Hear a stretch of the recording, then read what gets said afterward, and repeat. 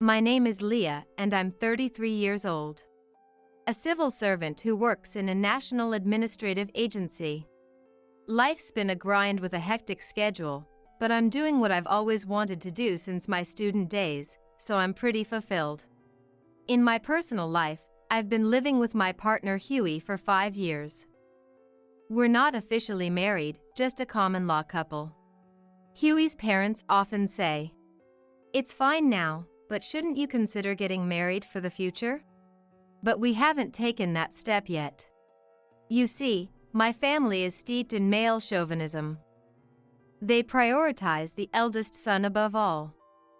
My parents, and even my grandparents on both sides, have always treated me like I'm worthless just because I'm the eldest daughter. Despite being the first child for my parents and the first grandchild on my dad's side, no one ever showed interest in me.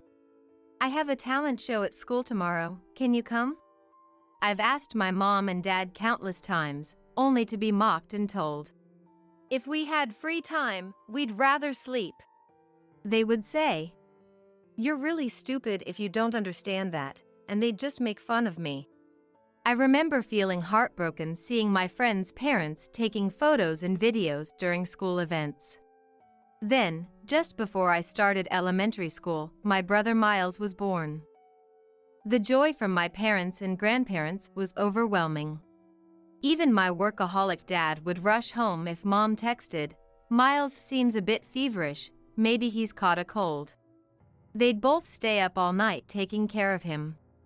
So, when I started elementary school, neither of my parents even attended the orientation. They'd tell the school, "We're too busy with our son to care about our daughter." I was alone on my first day of school, watching other families take commemorative photos. Not just my parents, but my grandparents too, acted like Miles was the only grandchild that mattered. In particular, Miles' paternal grandparents, who lived with him, bought him everything he wanted and were happy to take him anywhere he wanted to go. Because of this upbringing, Miles grew up to be a selfish, arrogant person who looked down on everyone else, especially me. He'd often take my food or destroy my belongings for fun. And no one in the family would bat an eye. Once, he tore up a book I'd borrowed from a friend. When I scolded him, my family said, "It's just a book. You can replace it." That's exactly right. That's why girls are so troublesome. That's right. It's best for boys to be energetic. Miles is growing up wonderfully, they'd add, praising him without a hint of criticism. Miles would just smirk, showing no signs of remorse. This cycle had been ongoing since Miles was born. I grew up without feeling any warmth or love from anyone in my family. I had just one wish: to attend college as far away from home as possible, essentially cutting ties with my family. At home, my brother Miles was always in the way, or I'd get tasked with chores that interrupted my studies. So, I hid the books in libraries and empty classrooms after school. To cover college application fees and travel expenses for school tours and exams, I worked part-time at grocery stores. All the effort paid off. I got into a prestigious university. My parents and grandparents couldn't care less. "If you want to go, go. But don't expect any help from us," they said. I saw that coming a mile away. I had already applied for every scholarship I could and planned to live in a dorm to minimize costs. Plus, I had my best friend Selena. We'd been friends since elementary school, and she and her parents knew all about my family situation. Selena's dad worked at the same company as mine, albeit in a different department. My dad's chauvinistic behavior was often a topic of discussion at his workplace. My mom and Selena's mom even went to the same school, and she told me my mom had similar domineering personalities like my dad. When Selena and I first became friends, her parents were worried. "Friends with the daughter of that couple?" But they warmed up to me after seeing how much Selena praised me and how I stood by her when she was being isolated by other girls in class. If it weren't for you, Leah, my school life would have been miserable. Thank you, Selena would say. But the truth is, I don't know what I would have done without her and her parents.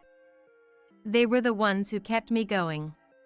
I was able to survive because of Selena, who laughed and said, "Leah, you be you." And Selena's parents, who always offered a helping hand. Without them, I might have lost my way or given up on life altogether. As for college, Selena had already decided to attend a local university. "I've got nothing to do until graduation, so let me help you, Leah," she said. She helped me with the nitty-gritty details of placement exam logistics, like booking hotels and flights. On the day I left for college, my family didn't bother to see me off. But Selena and her parents came to the airport. As we said our goodbyes, she handed me an envelope. "This is a farewell gift from all of us. You'll need stuff for dorm life, right?" Inside was $2,000. I tried to refuse, but she insisted. "Take it. We'll always be friends, but I won't be able to help you like before," she said, tears in her eyes. I never touched that money during my college years. Holding on to that envelope reminded me of Selena and her family, giving me the strength to keep going. After graduating from university, I went on to graduate school, which was my dream. I passed the civil service exam and took my first steps into the working world. Selena and I kept in touch through texts, and she even visited me during family vacations. Selena ended up working as an administrative staff member at a local hospital after graduating from college. After 8 years, I returned to my hometown for the first time in 12 years. I was invited to a wedding by a doctor who worked at the same hospital as her and was getting married. During those 12 years, my maternal grandparents had passed away, but my paternal grandparents, who lived with us, were still healthy. My brother Miles had enrolled in a prestigious middle school, considered the most challenging in our area, the same year I went to college. My parents were proud, saying things like, "Miles is just like me, so talented. We're excited for his future." Absolutely, we might even have to send him abroad for studies. But Miles, who was considered a child prodigy in elementary school, found himself among equally capable students in his new school. He was shocked when he scored average on his first exam. "This can't be the real me. I'm better than this." Instead of putting in the effort, he blamed everyone else, teachers, classmates, the school, even timing, for his shortcomings. By the time he reached 9th grade, the school suggested he consider transferring, saying it would be less stressful for him. But both Miles and my parents too couldn't accept the reality due to their pride, and Miles continued on to high school. As feared, he couldn't keep up and eventually dropped out. At that time, I was in grad school. My parents suddenly asked, "Aren't there any schools there that Miles could get into?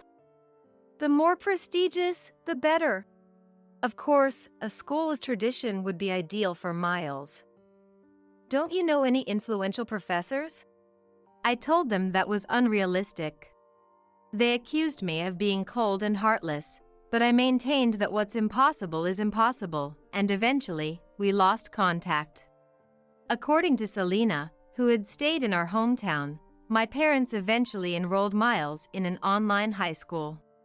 They made excuses like, "Our son is too exceptional for regular education. He would only attract jealousy and make life difficult for himself." Miles graduated from the online high school, went to a local college, and got a job at a subsidiary of my dad's company through my grandfather's influence. I met Miles again when I attended Selena's wedding. I had returned to my hometown 2 days before the wedding, at Selena's request. "I have something I want to talk about," she had said. I wasn't keen on visiting my parents, so I stayed at the hotel where the wedding was to take place. I spent some relaxing time with Selena, going to the spa and such. We were invited to dinner by Selena's parents, and it was at the hotel restaurant that I ran into Miles and my parents. They didn't recognize me at first. I guess that's understandable. When I lived at home, I was skinny and didn't have the luxury of caring about my appearance like other girls. It was only when my parents greeted Selena's parents that they realized I was their daughter. Leah, is that you? You're back in town? You've changed. Are you free later? Maybe we could. They were oddly friendly, but I wasn't in the mood. I'm heading back right after Selena's reception, so I don't have time, I said, and quickly left. I did make eye contact with Miles, but to be honest, I wouldn't have recognized him on the street. He had lost his youthful look and now had a face that oozed cunning. After the wedding, I returned to my condo. Soon after, I started receiving messages from my parents and Miles, who had forcibly obtained my number from Selena's parents. According to a message from Selena's father, who apologized for giving them my contact, it seemed they wanted me to attend Miles's wedding. Miles is getting married? Yes, apparently to the younger sister of a college classmate. She's only 21 and quite beautiful. What does that have to do with me attending? According to Selena's father, Miles had gotten his job through my grandfather's connections, but his self-esteem far exceeded his actual abilities. He also had a bad habit of looking down on people and would say things like, "No need to listen to people who've stayed in this backwater town," making him unpopular. That's why when he announced his wedding, almost everyone from colleagues to bosses gave excuses like, "I planned to have a terrible cold that day," or "My tarot card reading advised against going in the direction of the venue." Planning to have a cold, huh? I see. My parents and Miles didn't want to be outdone by the number of attendees from the bride's side. Even though I'm not the most exciting sister or daughter, they seemed to think it was better to have me there, given that I have a graduate degree from a prestigious university and a government job. I was annoyed by their shallow thinking. Competing over the number of attendees is ridiculous. But if I kept ignoring them, they'd surely pester Selena's father, saying, "Tell our daughter to get in touch."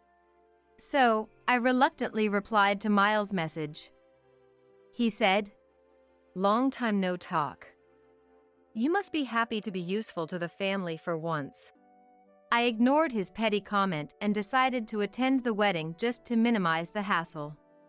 Fast forward to the wedding day 2 months later. The bride was as beautiful as Selena's father had described, and she seemed genuinely kind and straightforward. I wondered why such a wonderful woman would marry someone like Miles. But I decided not to pry and just play my role as the groom's sister. After the wedding, Miles and his new wife left for their honeymoon.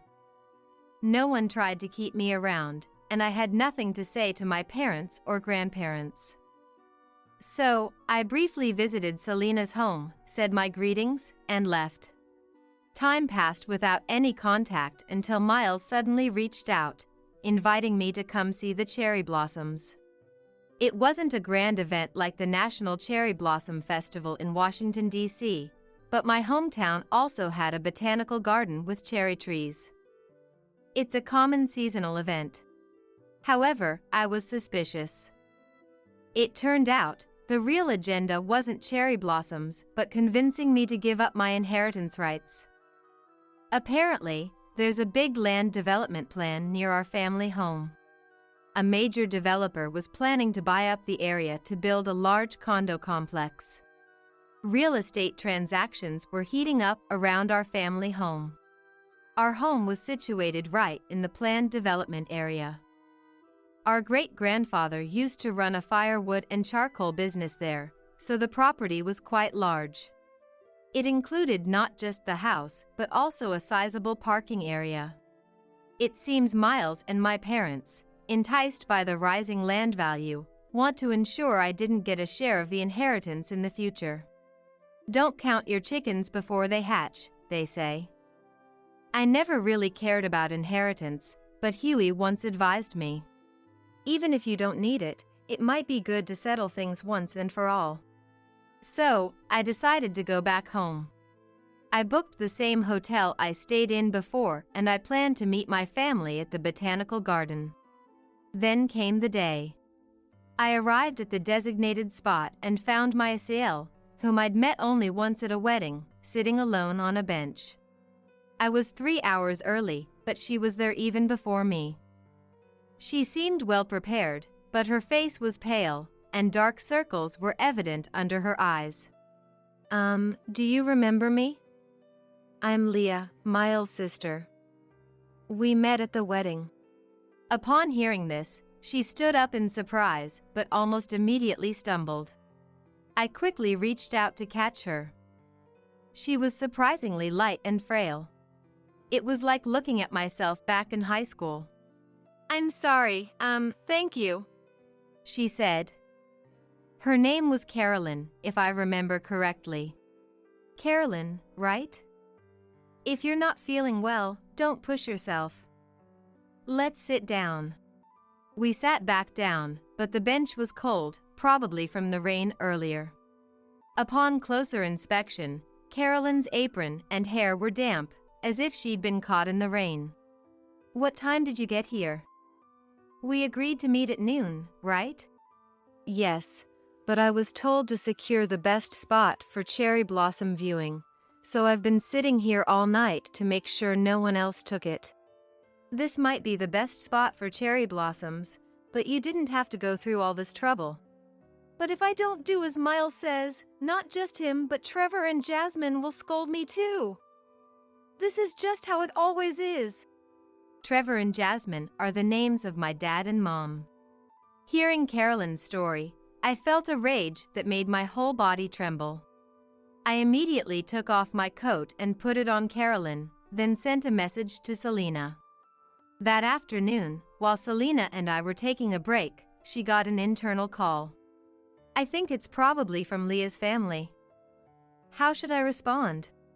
I wrote down what I wanted Selena to tell my parents and Miles and handed it to her.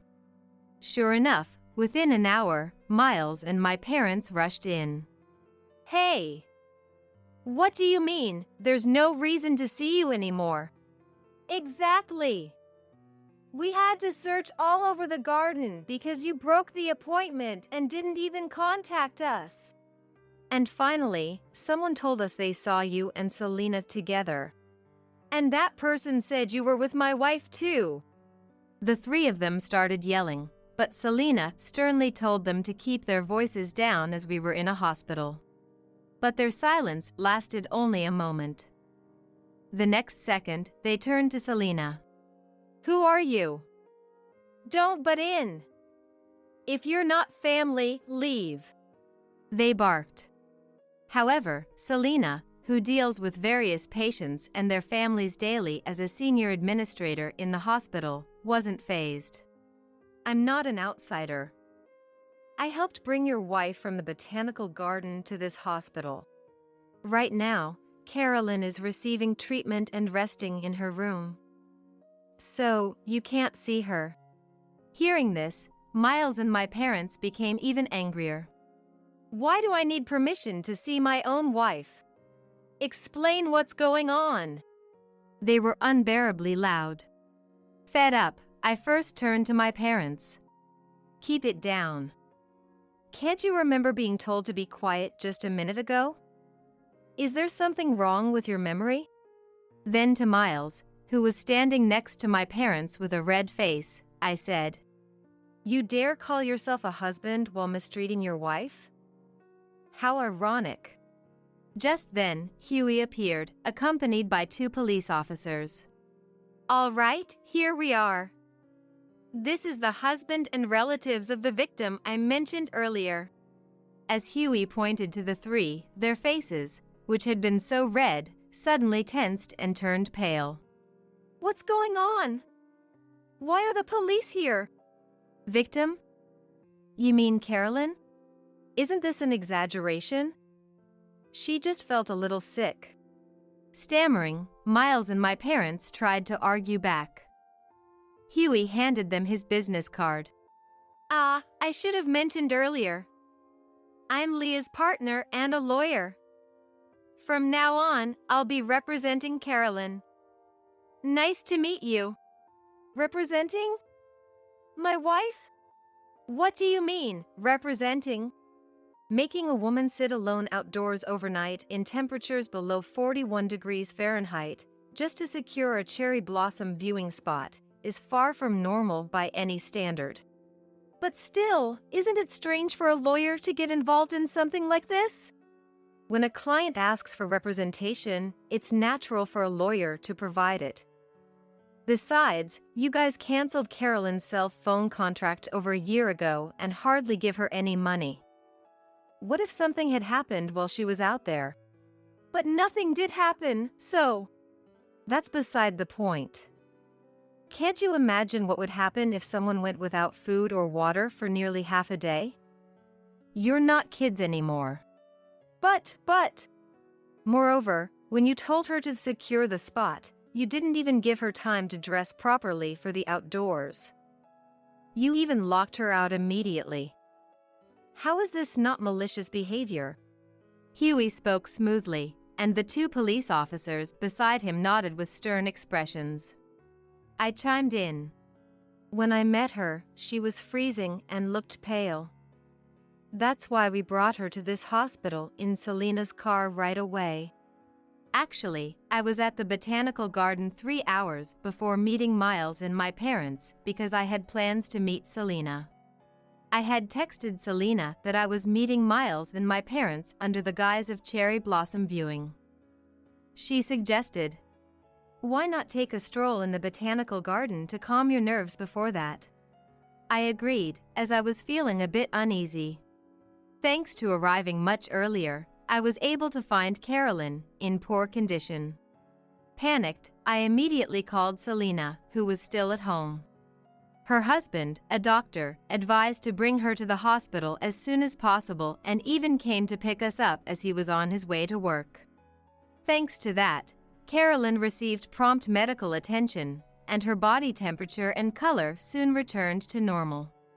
However, based on Selena's husband's diagnosis that she was both physically and mentally weak, she was transferred to the inpatient ward.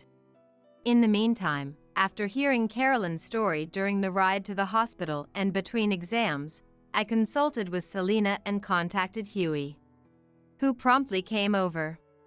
Huey then acted as Carolyn's attorney, consulting with the police and contacting her family. As far as I'm concerned, your actions against my client could be considered assault. Naturally, I plan to file a complaint in that regard. Upon hearing this, Miles' face changed color. Assault? That's a bit much. I didn't physically harm her or anything. Assault doesn't just refer to physical injuries. Past cases have defined it as adversely affecting a person's health. Adversely affecting health? She just felt a little sick. There's no need to make a big deal out of it. Whether it's a big deal or not is for the police and prosecutors to decide. As Huey said this, the police officers standing behind us said, "Let's take you somewhere to hear more about this," and led the three of them away. After getting an earful from the police, Miles and his parents returned home only to find Carolyn's family waiting for them, looking furious. According to what Carolyn later told me, her brother had always thought of Miles as a bright and caring friend. When Miles started dating Carolyn, her brother was thrilled. But then, Miles told him that Carolyn said, "I've always hated my family.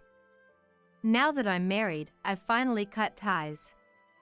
I told them to not contact me anymore." After that, her brother was blocked on all forms of communication. He even visited their home but was turned away, being told, "She's crying and doesn't want to see you. Please leave."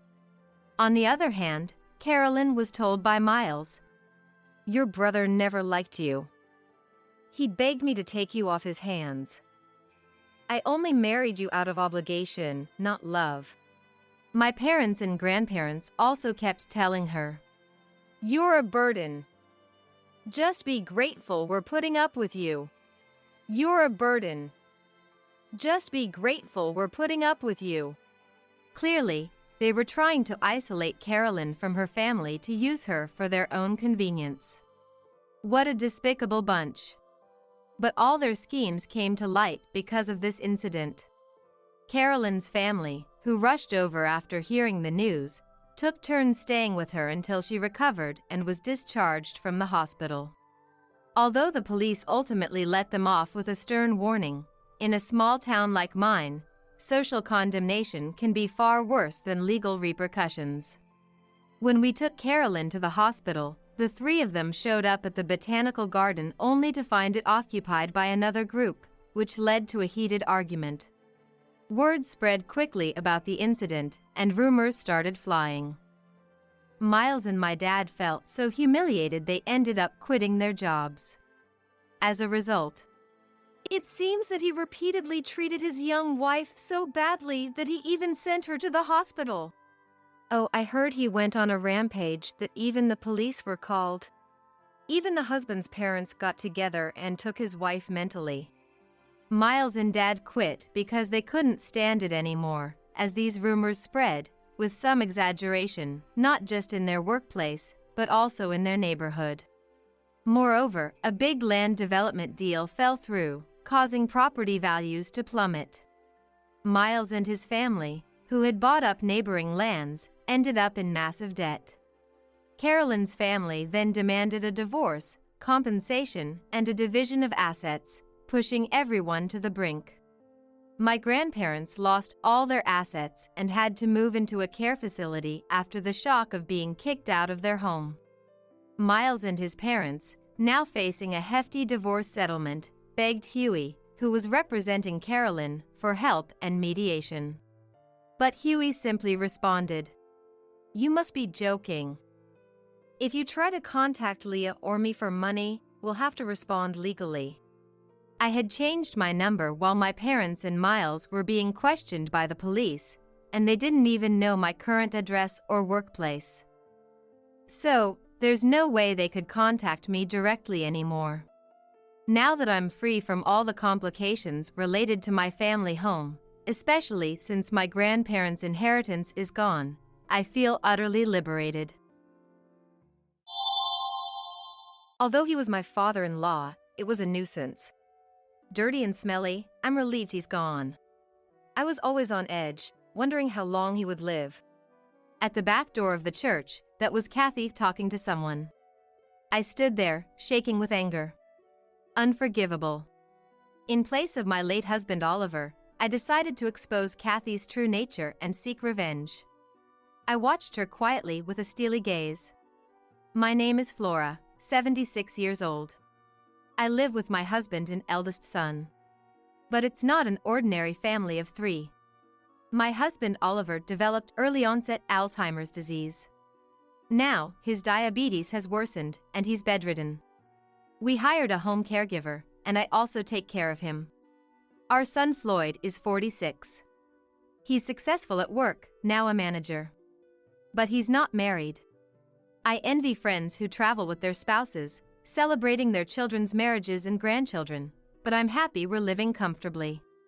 Then, one day, Floyd said, "I've decided to get married." I was so surprised I almost fainted. I had thought Floyd would never get married. "Really? Marriage? You're not being deceived, are you?" I asked dramatically, and Floyd laughed. "No way. She's from a company we deal with, a really nice girl. She always greets me with a smile." After years without celebrations, I felt increasingly happy for my son. Later, we had a family meeting. His fiancée was Kathy. At the hotel, she arrived in a beautiful dress and greeted me with the calm smile Floyd mentioned. "Flora, nice to meet you. I look forward to being part of your family." She's 34, 12 years younger than Floyd, and I was impressed by her polite greeting and demeanor. I wondered why such a wonderful lady chose Floyd. "Nice to meet you too. I'm sorry my husband couldn't come." "Please, don't apologize. I know about Oliver's condition. But as a family member, let me know if I can be of any help." Her words moved me to tears. I was overwhelmed with gratitude for the good person who came into our lives. I felt embarrassed for even suspecting that Floyd might be getting deceived. Also, my parents couldn't make it either. We couldn't adjust their schedules. I'm sorry. I've told them about the marriage, and they trust my choice, so please don't worry about our family. Kathy said this with a cheerful smile. Indeed, she was here alone. For a moment, I thought it was odd for parents to miss a family meeting, but trusting Kathy's words, I thought she must be a trustworthy daughter and didn't probe further. Then, they got married and started living with me. They didn't have a wedding ceremony, but took wedding photos together. I had hoped for a ceremony, but I suppressed my feelings, knowing it's not just for the parents. A few days later, the wedding photos arrived. Holding back my eagerness, I said to Kathy, "Your wedding photos have arrived." Kathy happily took the envelope from me. "Wow, they've already arrived. Floyd will be thrilled. I'll put them in our room." However, she didn't show any intention of opening them in front of me and took them to their bedroom. Of course, I understood they should see them first, but it was strange that she didn't even seem to want to open them. I kept smiling, though feeling a bit uneasy. Some time later, Kathy quit her job and offered to help me with the caregiving. I was really touched. Taking care of someone else's family is hard to do unless that is your job. It's enough that you're willing to think about it. "But I am family, right?" "Don't worry," Kathy insisted. So, I asked her to check on Oliver when I was busy and be his conversation partner when she had time. "Leave the diapers to me or the home caregiver. Even just asking him if he needs anything is a big help, and talking is good rehabilitation." Kathy readily agreed. But I couldn't understand why I hadn't asked Kathy for help with the caregiving before. Sure, I was considerate. But maybe I didn't fully trust her. At the same time, I felt bad for doubting her, knowing she was a good person. One day, Oliver said, "I think Kathy dislikes me." "What?" I was surprised. But Oliver had Alzheimer's. His words often lacked consistency. I reassured him. "That's not true. She's a wonderful person who cares about family." "No. That's wrong." "Why would you say that?" Then, Oliver looked me in the eyes and said, "She looks at me with a mocking smile. It's scary."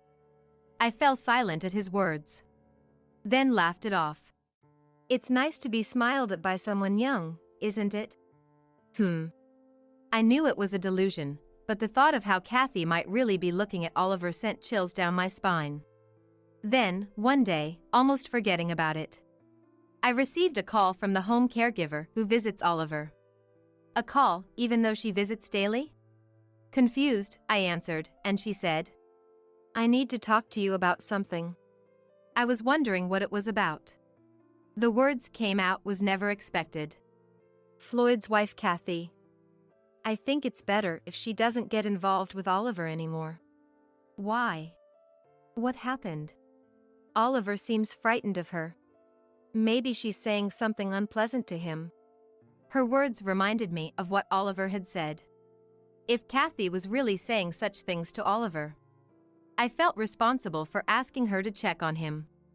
After hanging up, I muttered, "I can't just sit back." I hurried to Oliver's room. "Oliver? I need to ask you something." But it was too late to talk to Oliver. Just hours after eating his meal cheerfully, he had peacefully passed away and gone to heaven.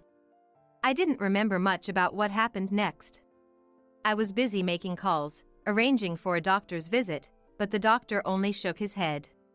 Before I knew it, I was at the church Floyd had arranged. The date must have changed, but I haven't slept or eaten, so I've lost all sense of time. My body and soul are exhausted, and instead of feeling relieved from caregiving, I'm overwhelmed with loneliness. It should have been hard, but all I can remember is Oliver when he was healthy. Thinking of that, I just couldn't stop crying. Flora. While Floyd was busy as the family representative, Kathy was there, concerned about me, staying by my side. Her parents couldn't come for the farewell due to the distance, but they sent a wreath and a letter through Kathy. Though I was still troubled by the home caregiver's words, I couldn't believe that Kathy, raised in such a wonderful family, would harass Oliver. Then, someone appeared in front of Kathy and me. Please accept my sincere condolences. A few people greeted us deeply. Kathy stood up to greet them on my behalf. They seemed to be from Floyd's company. Kathy must know them from her time at the client company. Flora, please stay seated. Kathy told me, then thanked them for their attendance and led them to Oliver.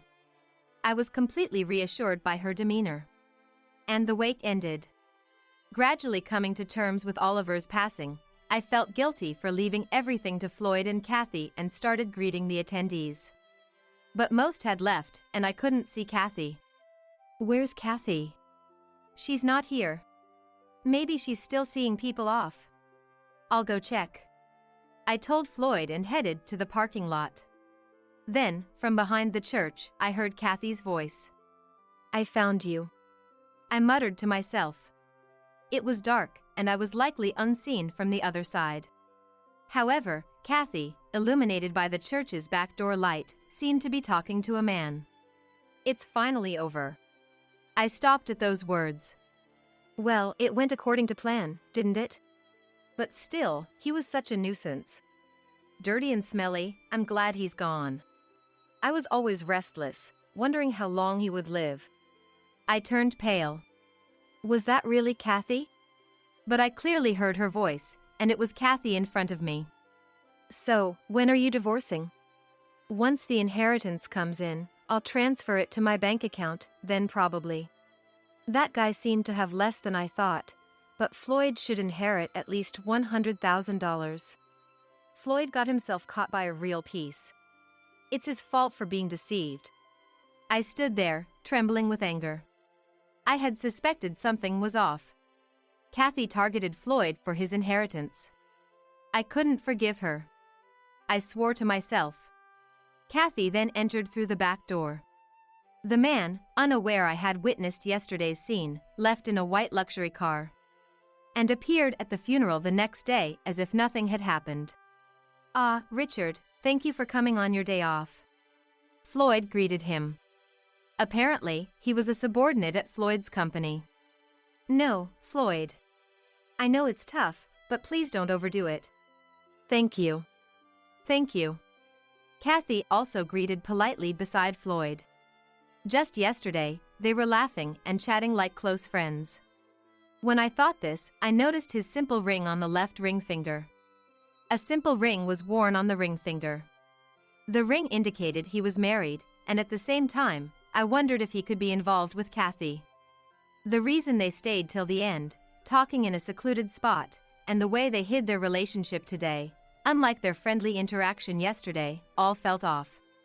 It didn't take long for my suspicions to turn into certainty. They exchanged glances and laughed together, trying not to be noticed by anyone. How inappropriate. But first, I had a duty to see Oliver off. I managed to hide my anger and fulfill my duties until the end. A few days after the funeral, I finally calmed down and told Floyd first. I mentioned the talk with the home caregiver, the conversation with Richard, and many other things that felt off. Initially, Floyd laughed it off, saying it was all in my head and impossible. If Floyd didn't believe me, I had to consider what to do next. Seeing me troubled, he said, "Let's drop this topic. Do you have any other concerns?" I think it's all Mom's misunderstanding. Desperate to make him believe Kathy's wrongdoings, I blurted out. By the way, what about the wedding photos? I haven't seen them. Wedding photos? Haven't they arrived yet? Floyd asked, puzzled. I replied, "They've arrived long ago, and Kathy put them away." Really? Why didn't she tell me they arrived? I don't know. You should ask her. Floyd asked Kathy that day, in front of me. Kathy looked momentarily flustered but quickly composed herself and said, "Oh, those. I sent them to my parents' house to show them. You know, they haven't met Floyd yet, and I wanted to show him off. I'll ask them to send it back." She was quite talkative, I thought. Indeed, she had always been explanatory. As if hiding lies by talking about things no one had asked. Floyd almost seemed convinced, so without wasting a moment, I said to her, "I would like to see them too. Can you get just the photos sent first?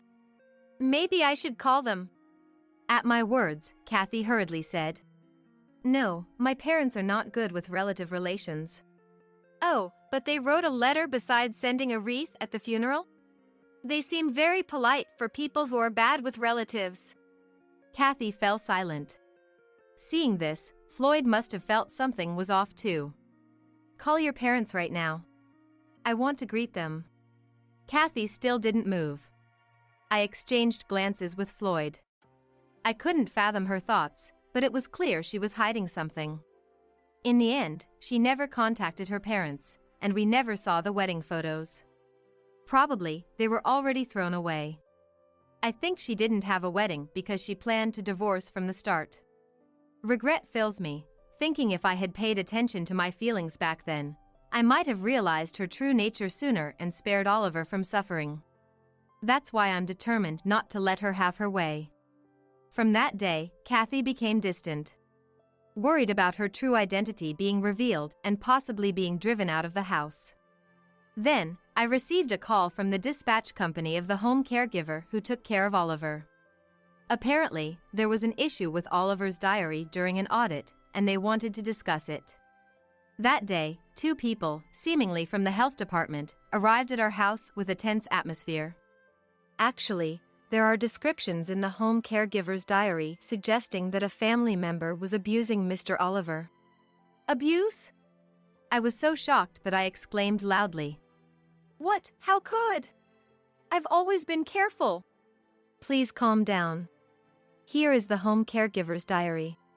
I looked at the diary handed to me by the officer. Then, I saw shocking words. April 13th, report of Oliver saying he was hit by Kathy. However, no bruises were found, and it seemed to be due to his dementia. I felt tense reading these words. Seeing my reaction, the officer continued. May 7th, upon visiting, Kathy was seen leaving Oliver's room.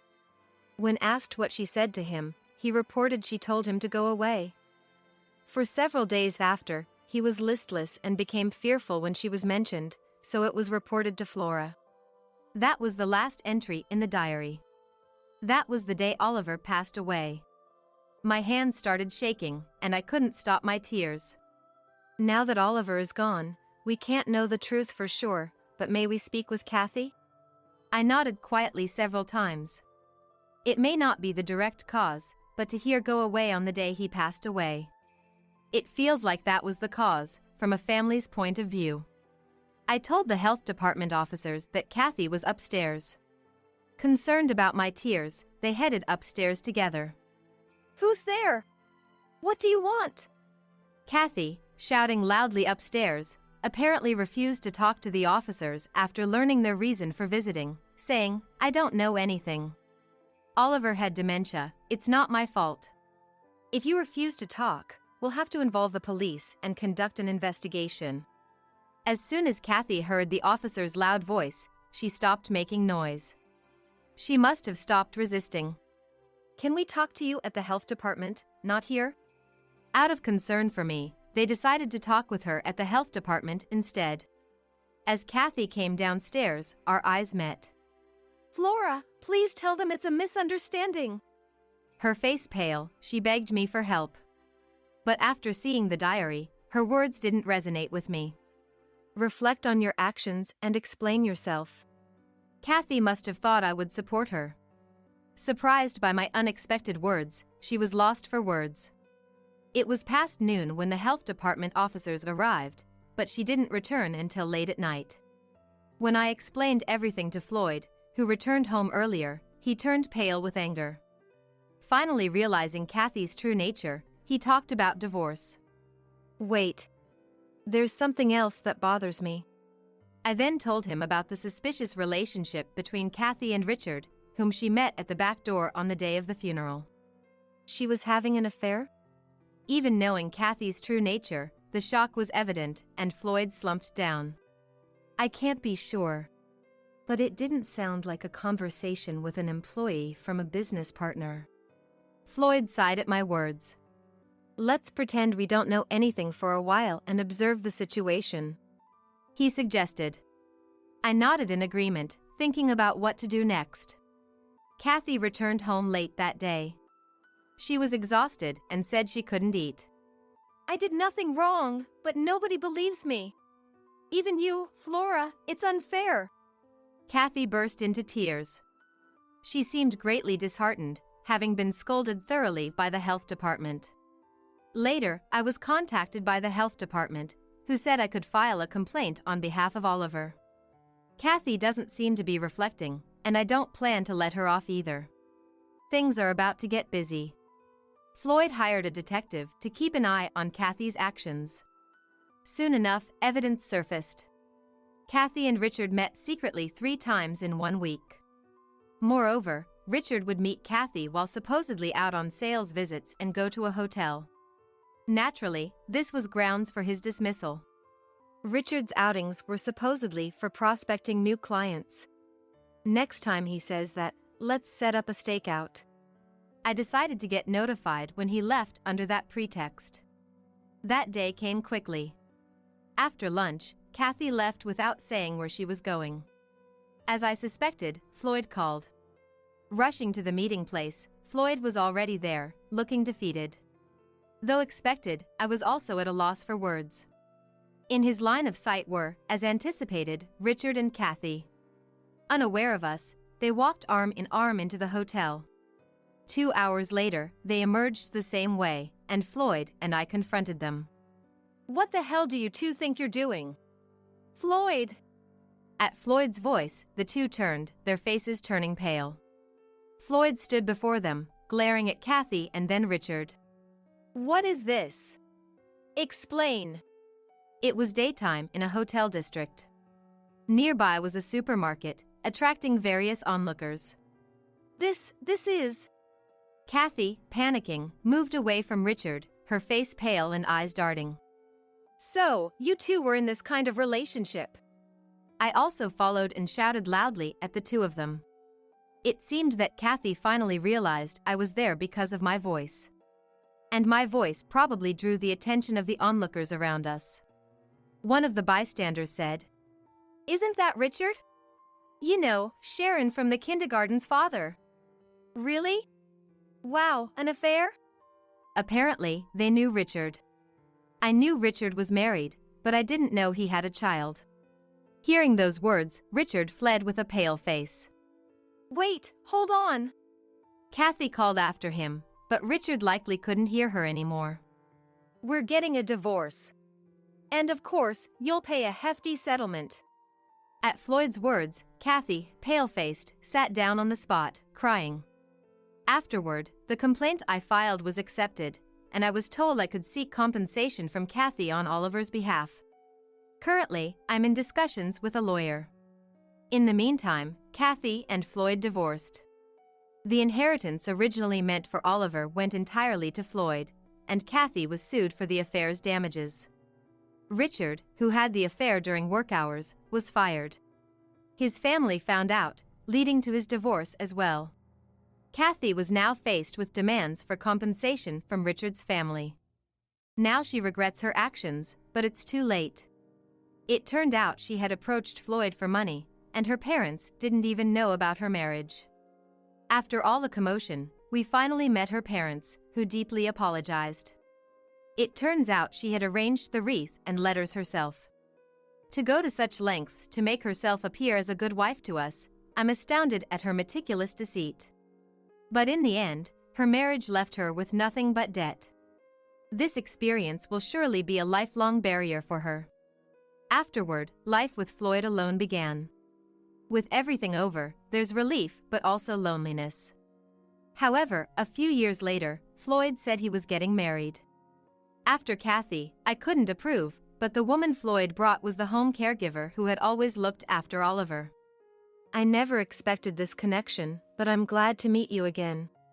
Please let me visit Oliver's grave. I knew her well. And I thought, with her, Floyd could surely be happy. As I believed, a year after their marriage, a lovely baby was born. I never thought I'd become a grandmother, so every day is filled with happiness. My goal now is to stay healthy to watch this child grow. And someday, when I reunite with Oliver in heaven, I want to watch over our son's family together from above.